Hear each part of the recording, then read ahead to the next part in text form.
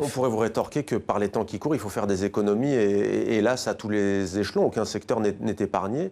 En quoi Oui. est-ce injuste selon vous et pourquoi l'université et la recherche seraient tenues à l'écart? Alors, d'une part, moi je pense qu'il ne faut pas mener de politique d'austérité, que de l'argent il y en a, simplement on préfère rétribuer les actionnaires du CAC 40 que de mettre de l'argent dans les services de base dus à la population.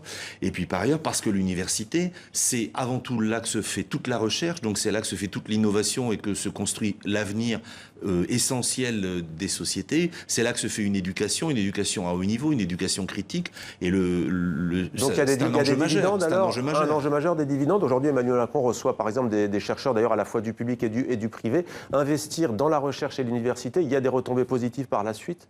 Alors oui, tout à fait, et ça dépend aussi de la manière dont on investit, parce que nous, une des grandes critiques qu'on porte vis-à-vis des préconisations des rapports des groupes de travail sur la LPPR, c'est qu'ils préconisent d'intensifier la logique de financement par projet au détriment des financements pérennes des laboratoires et des équipes de recherche. Or, c'est un mode de fonctionnement pour financer la recherche qui est un mode de fonctionnement très pervers, qui va souvent à l'encontre des logiques mêmes de la recherche et du travail scientifique.